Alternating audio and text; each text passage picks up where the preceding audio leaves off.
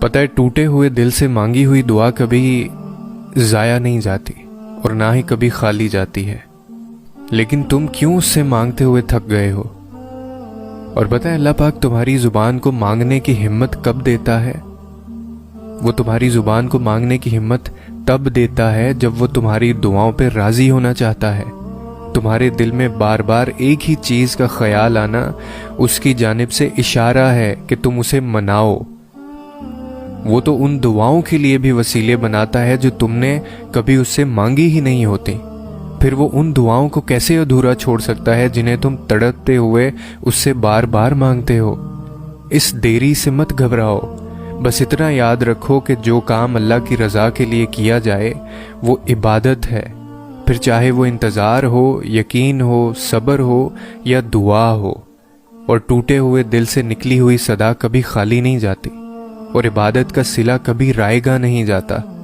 تو پھر یہ سب جانتے ہوئے بھی تم کیوں اس سے مانگتے ہوئے تھک گئے ہو؟ جو تمہیں دیتے ہوئے نہیں تھکتا، تمہاری دعائیں ہی تمہارا یقین ہے کہ اللہ ضرور دے گا۔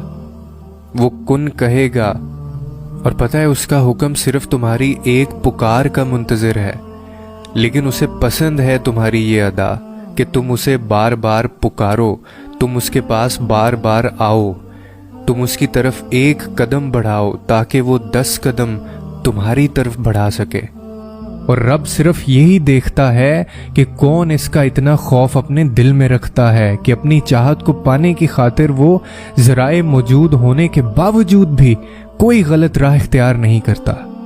وہ بس طلب دیکھتا ہے کہ کون اس کے انعام کی طلب رکھتا ہے اور پھر اس طلب کی خاطر صبر کرتا ہے۔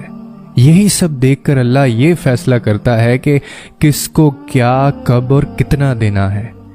اور جو انسان اللہ کی اس آزمائش پر پورا اتر جاتا ہے، پھر وہ بے پناہ غموں اور تکلیفوں کے بعد بھی اللہ سے مانگنا نہیں چھوڑتا، تو پھر اللہ اسے غیب سے عطا کرتا ہے، پھر اللہ دیتا ہے۔ اور یاد رکھیں کہ جب اللہ دیتا ہے یا دینے پر آتا ہے تو پھر انسان کا دامن تنگ پڑ جاتا ہے، لیکن اللہ کی نعمتوں کی روانی نہیں رکتی۔